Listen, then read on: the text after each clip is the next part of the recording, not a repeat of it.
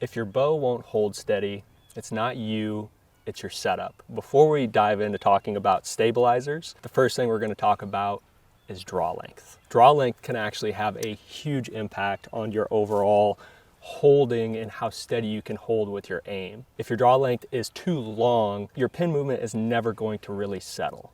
It's always going to sway and move. It's going to move very slow, but it's not going to spend a lot of time on the middle. Now, on the flip side of that, if our draw length is too short, what we have is a really fast, jerky, choppy motion. What we want to do is we want to find the perfect draw length where our pin spends the most time on the middle with our best ability to execute a clean shot. So the best way to do this is, honestly, you want to take off your stabilizers off of your bow, and then we want to just get rid of all the factors that we can that are going to influence our hold outside of draw length. And what we'll do is draw back, shoot, and just look at your pin movement. If your pin movement is very slow, never really stopping, draw length is likely too long. If it's very fast, very short, moving extremely fast and quick, that's a good sign that your draw length could be a little bit short. What we really want is we want that sight spending the most time on the middle that we possibly can. What perfect draw length looks like is when we come to a full draw position, we want our arrow that is in our rest going through to the nocking point here. We want that straight in line with our forearm of our hand right here. If you see your elbow down like this and your forearm is pointing up into the air, it's a good indication draw length is long. If you see it the opposite, where your elbow's high, that's a good indication that it's short. Now, another way to look at it is if you have somebody film behind you. When you come to full draw, what you want to do is you want to have the string line up in line with your arrow, and the tip of your elbow, as you see behind you, if that is forward, that's a good indication, or to the right for a right-handed shooter, that's a good indication your draw length is a little bit short. If it is past or to the left for a right-handed shooter, it's a good indication it's just a little bit long and you're almost over-rotating through that draw length. Now, lastly, none of that would matter without having the correct shoulder positions. You want your left and right shoulder, as you're at full draw, you want your shoulder positions to be perfectly level in a straight line with your target. That's if you're shooting level ground or downhill or uphill, we always want our shoulders to remain in a straight line to the target. So perfect draw length feels like it's not too long and slow of pin motion as you're aiming, but it's also not too fast and jittery with your shot. When your draw length is perfect, or when it feels perfect, you'll notice that your shot execution is way more consistent. It's much cleaner. It's much easier to get your shot to break and to go off. It'll feel like you're using less muscle and less effort to actually hold your bow up as you aim, because you're actually using those back muscles with your draw length aligned perfectly. You're using the muscles in your back to basically maintain that weight of that bow up, so it feels like that bow is more floating and stable over the middle rather than your shoulder or your arm or your muscles in general trying to hold that bow steady. Now, if you're new to archery and you're trying to determine what your draw length range should even be, a very easy way to do this is just measure your wingspan fingertip to fingertip, not overly stretched out but not overly relaxed. Take that measurement, divide it by 2.5. That will get you close to what your draw length should be, at least within an inch, pretty much either direction. Past that, if you're an archer that's been shooting for a long time, don't just write this off because you've been shooting the same draw length and that's what you're used to. What you're used to doesn't mean that it's optimal. Professional archers or just very high-level archers are tinkering and testing their draw length. They'll go as far as just twisting their string, putting twists into their string to shorten the draw length, or taking twists out of the cables to shorten their draw length. They'll go that far to do just 1/16 of an inch of draw length adjustment or 1/8 of an inch of draw length adjustment. And when you get to that level, it can be hard to see the impact it has on your hold. But what they'll do is they'll shoot over weeks and even months with that slight adjustment and just compare their scores on paper.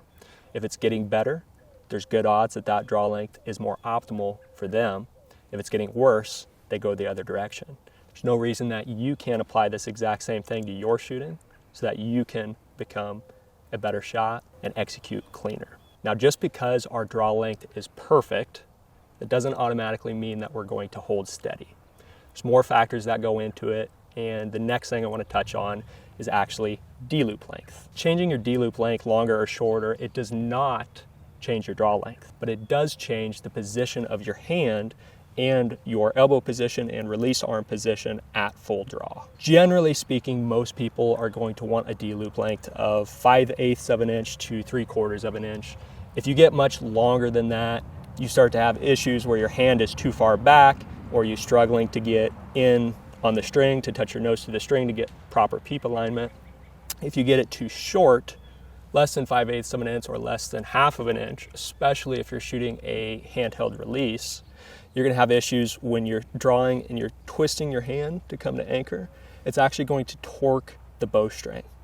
And so that can provide inconsistencies in your shot, especially if you're twisting your hand slightly different shot to shot. With handheld releases and wrist strap releases, the length of the head between where your fingers sit and where it attaches to the D-loop can be a factor as well. On releases like the original UltraView button, that release has a longer neck, a longer head. So your hand is sitting further back as you come into anchor, even though your draw length on your bow has not changed. The same could be said for a wrist strap release with the neck adjustment, where it could be set really short or really long.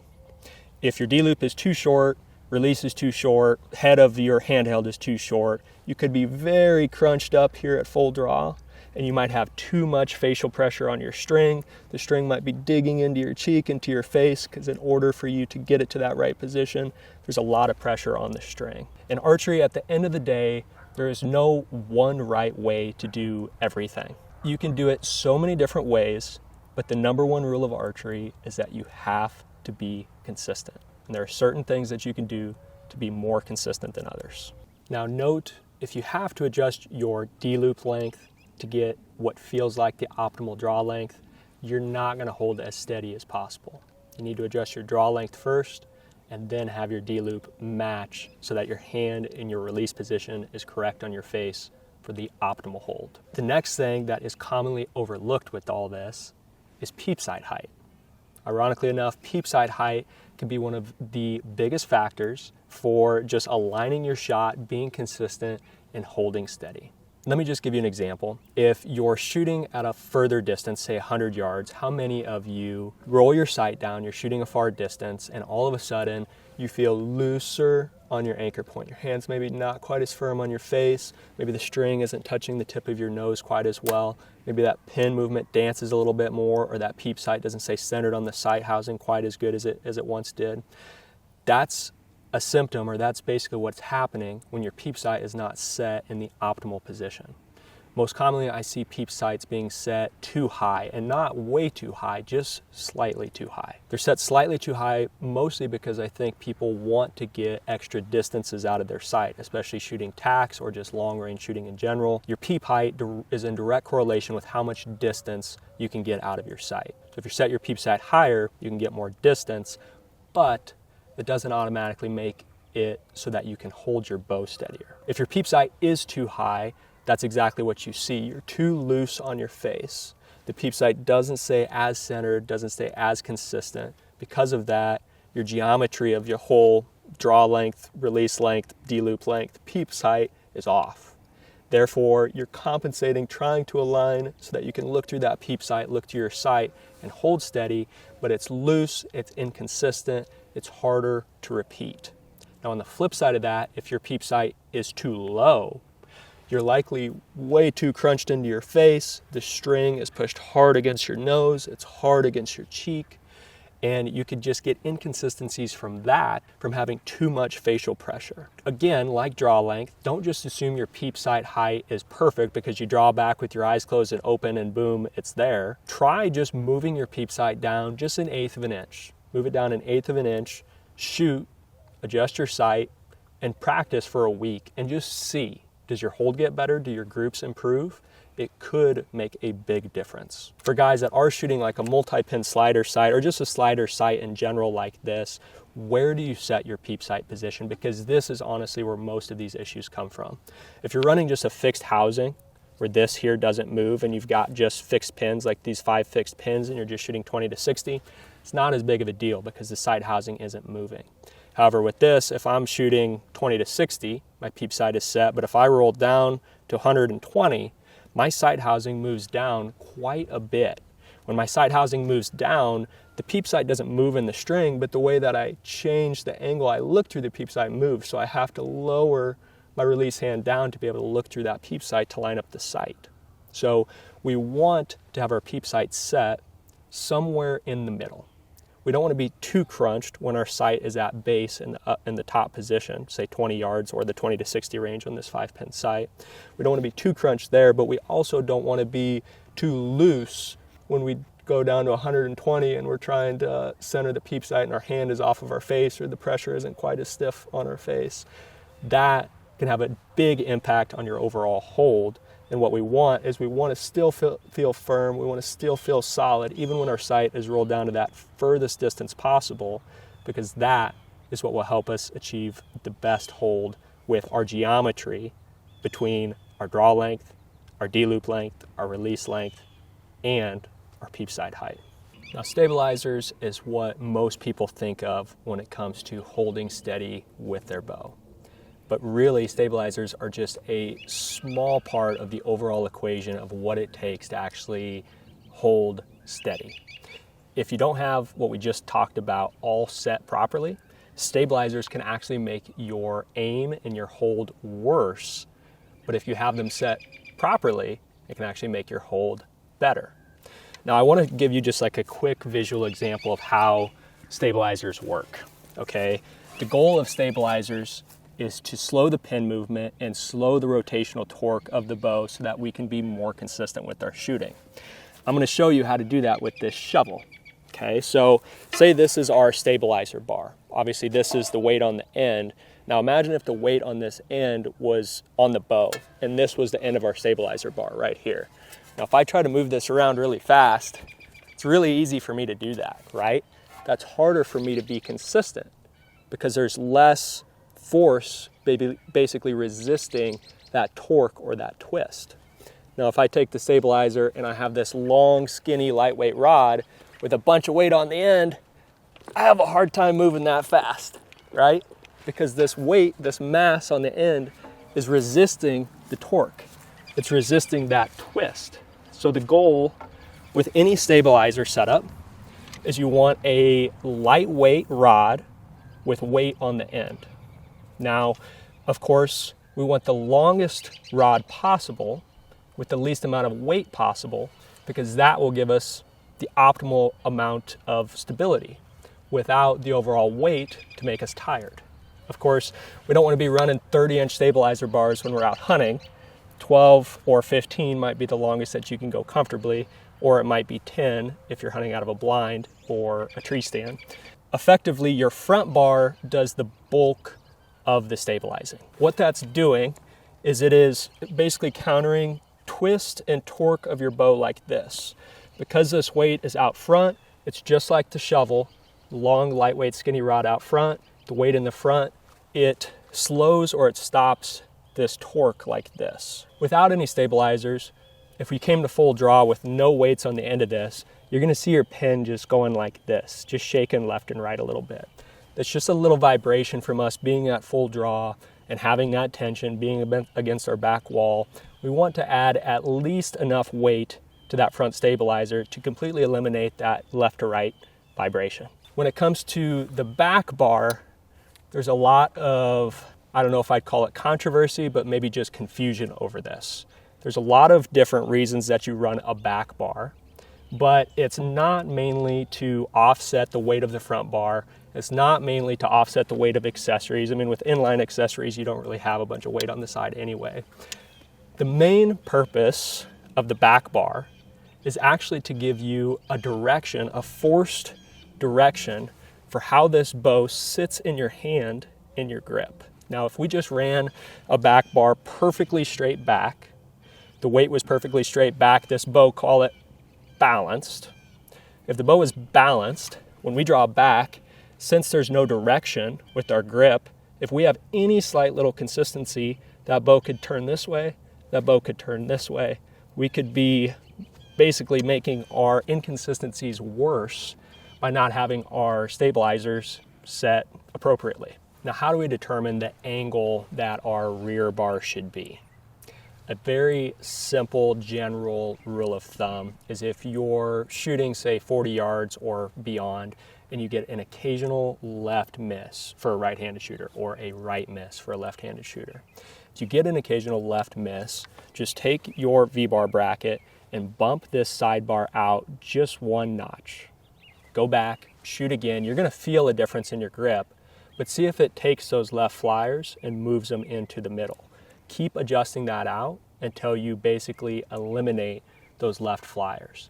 Now, why does that work? What is happening? As you adjust that stabilizer out, you're basically putting more bias, more direction into your grip, into your hand, which is making your grip more consistent. What's happening when you're missing to the left or missing to the right is that bow is twisting in your hand because of just pressure differences. Your hand might be in the same spot. It doesn't mean your grip is wrong. It just means you don't have the stabilizer system working with you. You have it working against you. So that's just a quick tip to move that out to the side. Now, a few other just general things with stabilizers here. If you have your stabilizers angled down, what that's doing from a positive side is you're lowering your, call it center of gravity of the bow. The mass of the bow is lower in the system. What does that do? It makes it less wind resistant when the wind is blowing, because the bottom has the mass and the weight. It's keeping it more solid. As the wind is blowing the platform, the sight is going to return to the target faster. And that's what we want. The goal of stabilizers isn't to make the pin sit dead still. We just want it over the middle or returning to the middle as fast as it can, as much as it can, so that our pin is spending as most time as possible over the middle. Now, every time we lower our stabilizer, if we have it at a down angle, front or back, we're basically reducing the leverage of that stabilizer system. So if we ran it straight back with the same amount of weight, it would have more leverage than it does when it's angled down. There's a lot more that goes into stabilizers overall, and it's very individualistic to the archer, to how they shoot, to their grip, to their holding weight, everything else that goes into that. So if you guys want me to do a deep dive into stabilizers, explain it further, just comment below, let me know about that. Now, when it comes to the whole system side of things with holding weight and overall bow weight, it plays directly into stabilizers and your hold. So let's start with holding weight. A lot of people with stabilizers, they think that your front bar and your rear bar need to have the exact same amount of leverage or weight so that the bow is balanced perfectly. That's not necessarily the case. We want the bow to give us a direction, because really when we're at full draw here, all the weight is in our front left arm. We're not trying to balance that bow front and back with our left hand. What are we doing? We're taking our draw arm, our right arm, and that is what is pulling against that bow. So the amount we're pulling against the bow, as in holding weight, if we have a higher holding weight, we can shoot more weight on our stabilizers. If you notice on my bow, I have quite a bit of weight. I run 9 ounces on the back of a 10-inch bar, and I've got, I think, 7 ounces on the front of this 12-inch bar.